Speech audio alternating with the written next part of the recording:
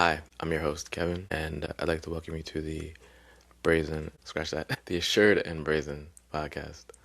Um, Wherever you're watching this, whether that's on YouTube, you're listening to it on Spotify, Amazon, all these different platforms, I would like to encourage you to maybe subscribe, share with a friend, anything like that. So today's topic, it's going to be a good one. I'm really excited about this one specifically because I think it's very controversial, and there's different components about it that I think will resonate with a lot of people, and it's going to be the topic of ambition and versus greed. So I'll tell you a story. I used to feel guilty for wanting to win in a lot of different areas of my life, right? I'd have like this big idea to grow a business and maybe play sports, whatever it might be. And I had this like quiet voice in the back of my head that would like whisper. And it's like, is this just your ego? Are you being like greedy? I think a lot of Christians, any Christian, to be honest, would probably say, to stay small, stay quiet. And I think it's something that people have to struggle with or deal with for sure on a daily basis or every day, right? But when I looked at the opposite side, the hustle culture, if you will, they tell you that if you aren't sacrificing your sleep, your peace, your family, right, for the next like dollar you plan to earn, you're failing in life, right? That's the message that we get on these different social media platforms, right? So if we could be honest for a second, most of us are like paralyzed because we can't tell the difference between holy ambition and hollow greed. One is an engine, of course, that powers your purpose, while the other is like hunger that eats you alive. So today, we're going to be bold enough to say that it's okay to want to grow as long as you know what is growing and why.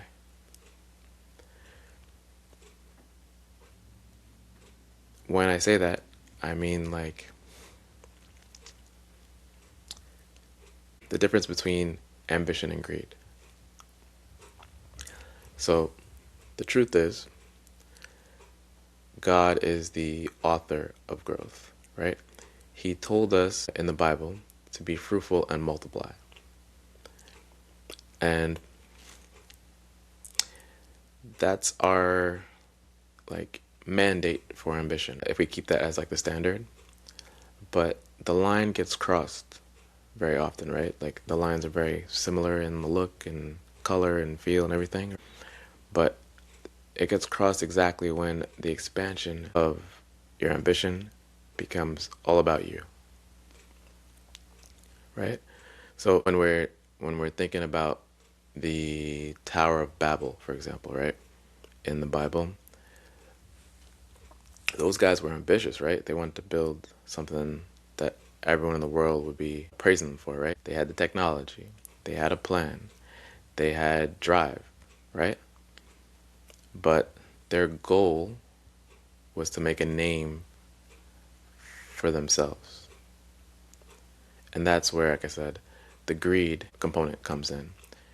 Greed is always about getting for the sake of someone's name, right? So if I'm being greedy, it's, make my name look good, right?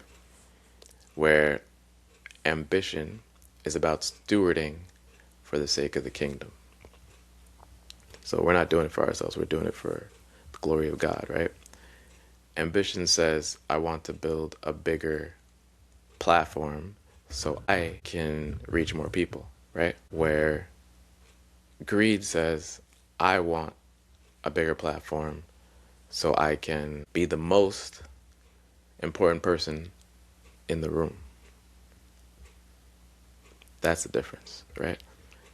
So it's a fine line, and I think people know about it or realize it, but there's times when they don't realize it, if that makes sense. So how can we fix this? Of course, I keep going back to this. We gotta do self-audits. So if we look at our biggest win in the year, I know we're only in February now. Today's actually February 22nd. And we take the biggest win of the year. We strip away everything you didn't provide for yourself. Strip away your brain that God gave you. Strip away the doors he opened, the health he sustained. Then what is left of that, right? Like, what's left? I think there's like a lie that we tell ourselves, and it's like the self-made lie, right? It makes us like very arrogant when we win, and it kills us when we lose, right? It kind of creates this destructive personality, I guess. Pride is just a lack of memory. We forget that we are standing on the shoulders of like other people that came before us, right? And we're standing on the shoulders of the mercy of God.